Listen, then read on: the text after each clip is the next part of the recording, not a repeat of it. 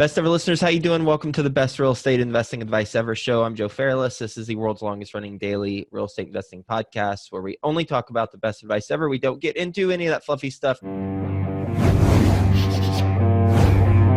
Today's Friday. We do follow along Friday on Fridays. That makes sense, right?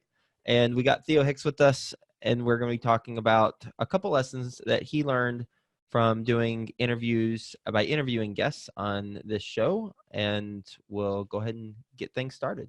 Yeah, so let's jump right into it. So there's two interviews we're going to discuss today. The first lesson is going to be about millennials, and the second lesson is going to be about using institutional money when raising money for deals. Mm-hmm. So the first interview was with Chris Tuff, who was a very interesting guy, very nice, very knowledgeable about the millennials, and it was funny hearing him talk about them and seeing if it applied to me or not. Some millennial. I'm not sure if you're a millennial or Gen X. I am. I barely. Perfect. Yeah, 1982. So I barely make the cut. Yeah, you just barely make the cut according to Chris's time frame. Mm-hmm. So he is an expert on working with millennials and getting them to work at high levels of production. He works at an Atlanta-based advertising firm, where he became the youngest partner in its 100-year history because of his ability to, raise the production value of the millennials. So they like that, and it let him piqued my curiosity for sure. Yeah. So what he talked about is six ways that he believes the business landscape is going to change once millennials become the predominant demographic in the workforce as baby boomers retire, and then Gen X becomes the new baby boomers, and then millennials become the new Gen X. And so the way you should think about this is, if you are a manager, these are the six things that you should do in order to get the most out of your millennial workers. So for him, he is less about forcing them to work based off of how things typically go, and figuring out, okay, how millennials are, and then figuring out how to create an environment that allows them to actually thrive. So this is what he thinks. Okay. So first, before we even get into it, how many best ever listeners have a fleeting thought or a prevailing thought that is, well, why do I have to cater to them? I've got the business. Why don't they, pick themselves up and do the job? I mean, come on. Why do we have to baby them? And I think that's a natural thought, but please continue. Yes. Again, this is just what he said. Right. Well, and I mean, the follow-up and long-term thought process that I have with that is, well, yeah, you can swim upstream, or you can go with the current.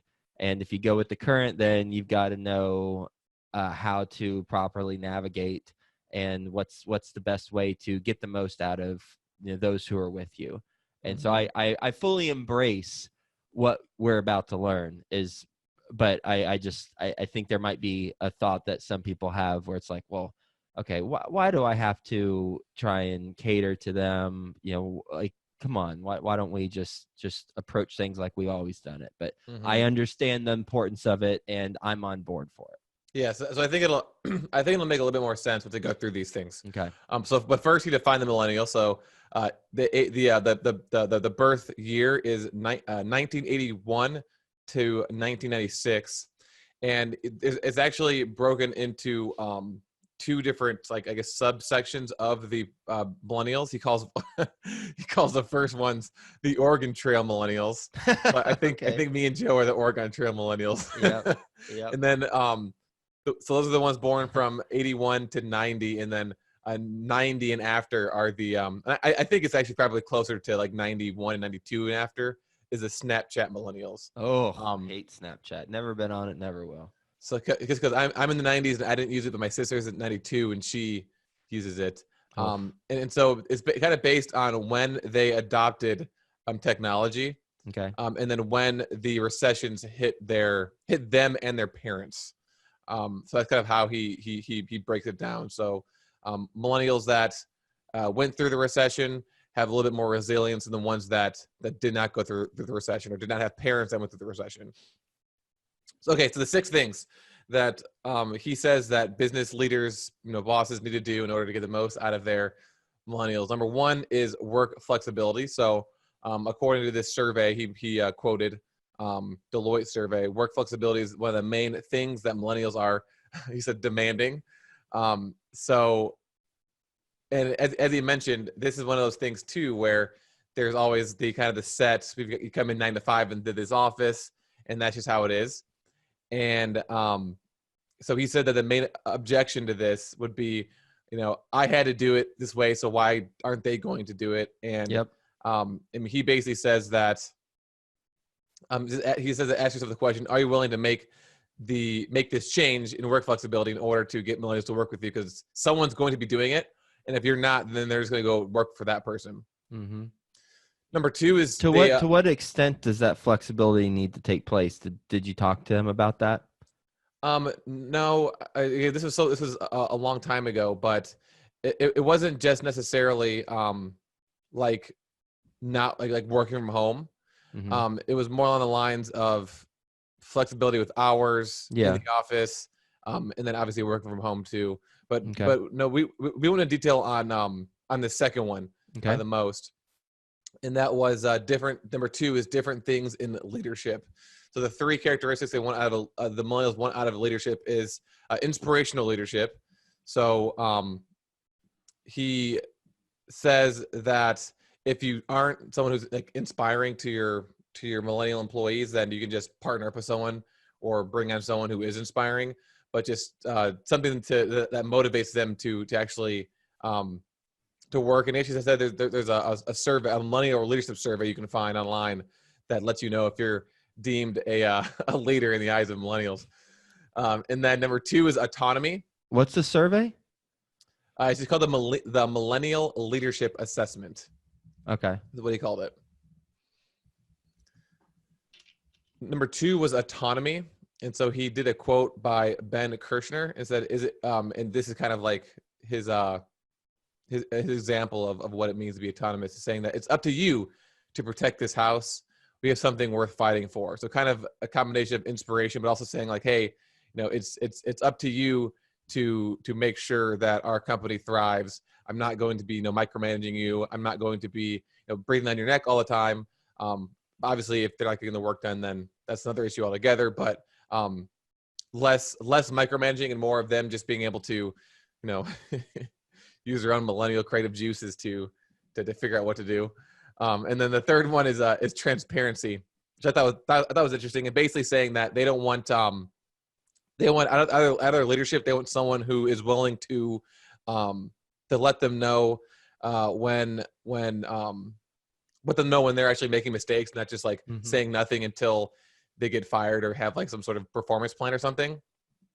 But also kind of the other way around, they also want to know if they made any mistakes, and they also want to know how the leaders are making decisions, right? So they kind of want to know what's going on. They kind of want to know what the big picture plan is at the company.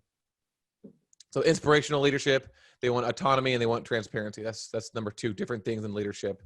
Whereas I'm assuming maybe baby boomers were a little bit different. Three is demanding purpose out of their company and demanding that they give back to the world around us and the environment. So that one's kind of self-explanatory, but they don't want to work for companies that are just companies and just sell their product and that's it. They want them to be involved in other aspects of the world as well, charities and things like that. For example, I worked at a company where you actually got I can't remember exactly what it was, but it was like a point program where the more you volunteered, the more points you earned, and the more points you got cooler Cummins gear, like a hoodie and stuff like that. So kind of things like that. I hate the word demanding in this context, because I immediately think, be the change you want to see in the world. Like, if you're demanding of your company that they do something, well, why don't you do it first, and then you set the example, and then as a result of you setting that example, then other people will follow you if that's a good example, and then you're a leader, and then you can create your own company to do that activity that you you demanded to do. So I get the the point of, okay, it needs to have the companies have a purpose. Totally understand that, and it's got to and it should have some higher meaning associated to it. I understand that. That is certainly what is important for a company, but for employees or millennials in this case, to demand it, well, why don't you go create your own thing, and then you be the change that you want to see. You know, exactly. I would say, best of listeners that are listening to this, don't look at this as, oh, these are the characteristics I want to find in the company I work for. No, you want to think about this as, this is the company, these are the characteristics that I want to have in my company. Yeah. So if you are doing something like basically, if you do what Joe just mentioned, then you'll attract these millennials who want this. So you don't want to be the millennial who's demanding right of a company. You want to create the company that has the purpose that millennials are attracted to. So when you say best ever listeners, you're really saying, Joe, remember this. I mean, you fair enough. Yeah, but you already do this though. Yeah. The best ever causes. Yeah. Okay. So number 4 is this one's kind of obvious, but brand loyalty and employer loyalty goes out the window. So just because there's so many different options out there, you know, and this is more along the line of like consumer goods, and someone will buy, one particular product and then they'll just change your mind completely to something else if it's deemed cooler or whatever. Mm-hmm. And then employer loyalty, everyone kind of knows this, that millennials are not staying at jobs very long. He didn't really have a solution to that. He just said that, hey, that's what's happening. That's what I don't like about this. And it might be true. So I'm not saying it's not true, but what I don't like about it is we go through points 1, 2, and 3, and it's like, okay, I'm going to create my business so that we cater to the millennials. And then number 4 is, but they won't stay anyway. I was like, what? I would think that I would like to isolate 2 groups in a study. One group is the group of companies that adhere to points 1, 2, and 3. And then the other group is a group that does not. And then identify, do people stick around longer if adhering to points 1, 2, and 3? And if so, then that 4th point of, they don't stick around is not correct. Mm-hmm. And I don't know if that's the case, but I would assume that's the case. If you're doing points 1, 2, and 3, then they will stick around and they will be loyal. Otherwise, why the heck are you doing it in the first place? Yeah, I would imagine it's just they'll be loyal a little bit longer, but I don't know the answer to that question. That's a good question. That's why you're the best ever interviewer. I didn't ask that question, you would have. You'd be like, well, wait a minute. You just told me these 3 things I should do, and then you told me they're going to leave me. What the heck is up with that? Yeah. Okay. All right. So these last 3 are also pretty simple. So 5. I thought there were 6. So you said 1 through 4. So last 2? Yeah, the last 2. Okay. So the last 2 are pretty simple: reward and recognition of employees, of course, Mm-hmm. and then open work environments that make them a part of the process. And this is something that I think is interesting because I've worked for companies before that did have the more open floor plans, the ones that didn't. And the open floor plans are definitely things that are going to be pretty prevalent now in a lot of different companies. Mm-hmm. In my wife's company, they moved offices and their floor plan is entirely open, and it's kind of just tables that people just bring their laptops to. And I think the first company I worked for was the exact same way. It was just tables that you just sat at. So I'm not sure what the exact thought process is behind that, but I do know that that's happening a lot now. Yeah, but there's always executive offices. Yeah. Around lining the walls, and so there's always the haves and have-nots, and maybe not always, but 99% of the time, like, your wife works for a large Fortune 500 company, and I'll put money on it that in her office, while there are tables, there's also lining the walls, corner offices for those who do not sit at those common area tables. Not in this particular office, but I'm sure their corporate headquarters, because she just sits with her and then her boss sit with everyone else. I mean, when her boss is there. But All right. but my first company, we were all in like the one side, and then he was not in an office, but he had like his desk that was like standalone from everyone else's. And then but I'm sure at the actual headquarters, I mean, I can't imagine the CEO is just sitting out in the open. Right. That would make sense. For good reason too. There's private conversations that need to take place, and of course there could be conference rooms and things like that. But okay, so and if so that is a more literal term, not figurative. So when you say open environment, it's more open spaces, not I can talk to you about all sorts of stuff and everything is everyone shares everything that they've got. Well, I think it's a combination of the two, because he said open work environments and make them a part of the process. Oh, right. I think it's a combination. I think it's kind of a combination of both. Yeah. Okay. So just to reiterate really quick, this 6 is work flexibility, different things in leadership, demanding purpose out of their company, then leaving, and then number 4 is leave. And then 5 is reward and recognition of employees, and 6 is open work environments that make them a part of the process. Right. The interview is Chris Tuff. If you want to learn more about I'm like the whole millennial thing, he's called a millennial whisperer. Okay. Well, how about when we post this on Facebook, in our Facebook group, you go to bestevercommunity.com. Do you happen to know the day the interview airs? I do not, but I can put it in the show notes when we post yeah. So Best Ever listeners, you can see in the show notes when the interview airs, and then we'll ask Grant on our team to post this interview in our Best Ever community, which is bestevercommunity.com. It's a Facebook group, but that's an easy way to get to it, bestevercommunity.com. And we'll ask Chris to comment on number 4 about, hey, if we do 1, 2, and 3, then they're gonna leave. Like what's going on there, and see if he can comment on that one. Perfect. And then the second thing I wanted to talk about was an interview I did with Michael Merideth. He is he's basically a real estate syndicator. He raises money, but he does it for development deals instead of kind of value add deals. And he just mentioned that he has a $40 million line of credit from Goldman Sachs.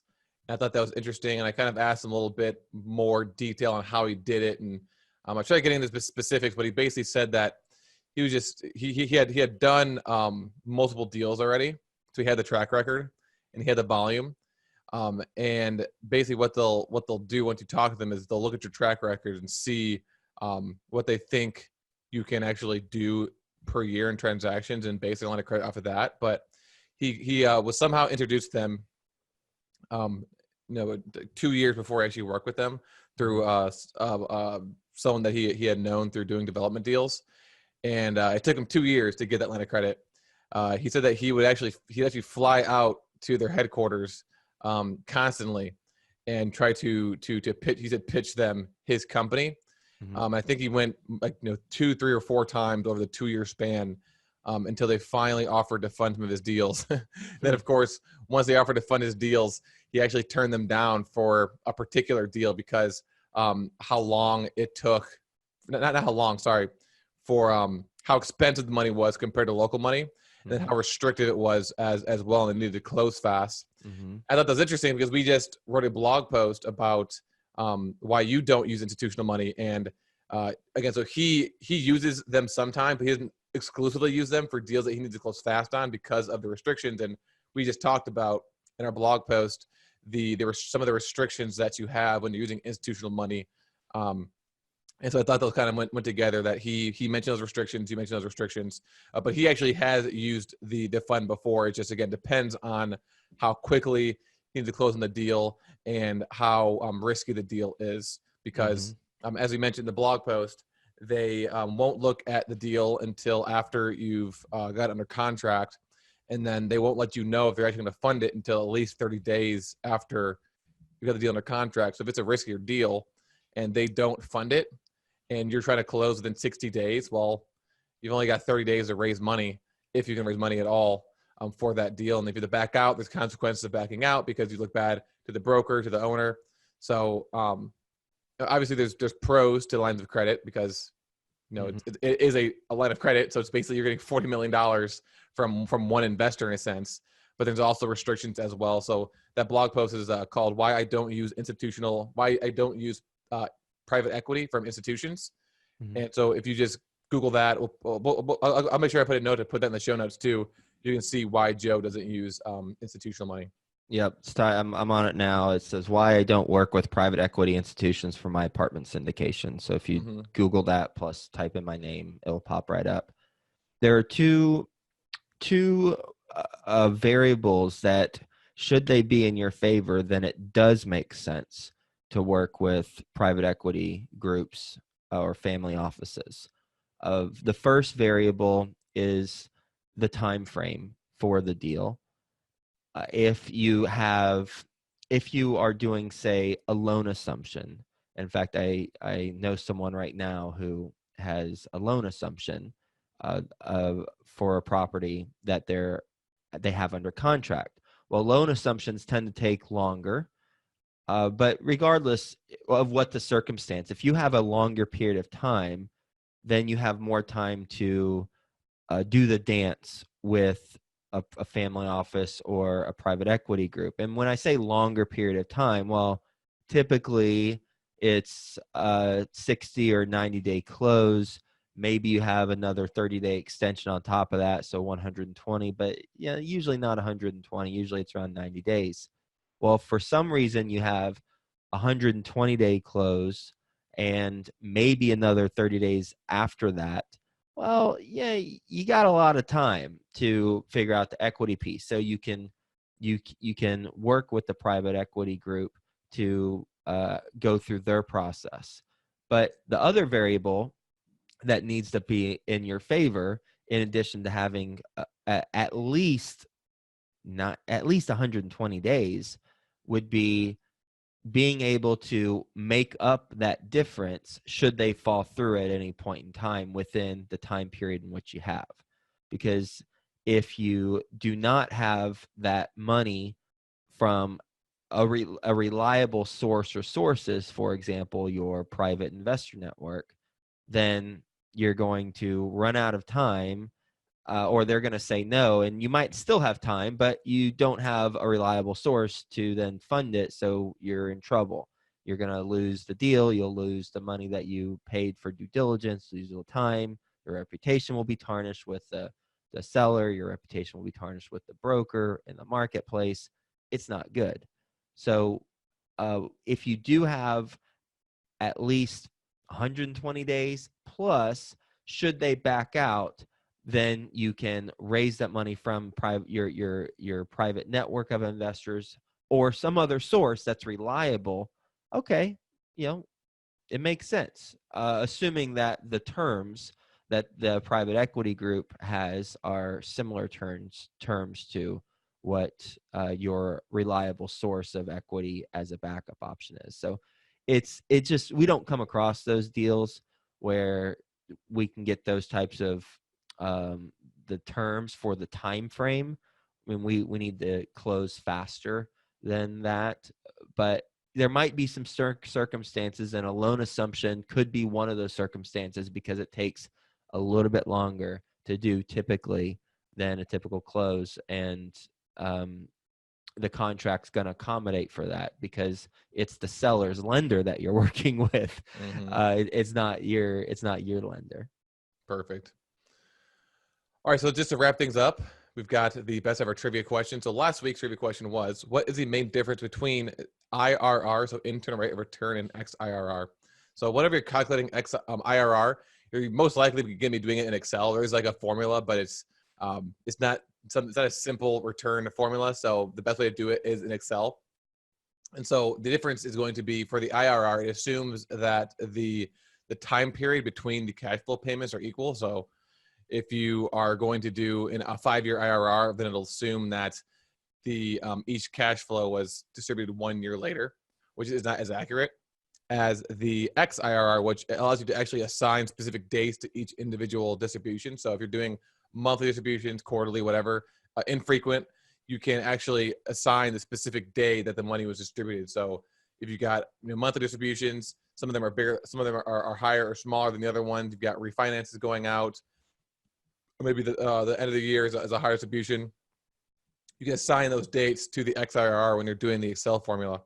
So yeah, so that's the difference. Basically, just one's equal time periods, the other one is whatever time period between the cash flow you want. And then this week's question is going to be a question I actually get a lot. And so the question is, according to SEC Regulation D 506B exception, an apartment syndicator can raise money from up to how many sophisticated non-accredited investors? So the first person to get the answer correctly, if you're listening to this audio, email info@joefairless.com. Watching the video, YouTube comments below. First person to get it correctly will get a free copy of our first book. And then lastly, we've got the apartment syndication resource of the week. Make sure you check out Syndication School every Tuesday and Wednesday. We talk about the how-tos of apartment syndication, and we also give away free resources, free documents. And on the Fall on Friday, we've been highlighting some of the older episodes and the older documents that we've given away. And older as in, time-wise, not that the documents are out of date. So this one is, we're going to talk about today, is series number 18, which is how to secure commitments from your passive investors. It's a 6-part series that talks about one of the 3 things you're doing while you have the deal under their contract before closing. And one of those is making sure you're getting the money from your investors. And the free document is an investment summary template. So this is probably one of the best documents besides the cash flow calculator we've given away so far. So make sure you definitely check that out. It'll be in the show notes of this episode and also in the show notes of the episodes under series 18 at syndicationschool.com. Best ever listeners, we will see you in Keystone, Colorado, February 20th and through 22nd. You can go to bec20.com if you haven't already registered, and make sure to register. Tickets go up each week. And so, if you're going, buy the ticket now, book the travel. It'll be the cheapest you can get the sooner you do it. And looking forward to hanging out, having fun, learning, and growing together. And we will talk to you tomorrow.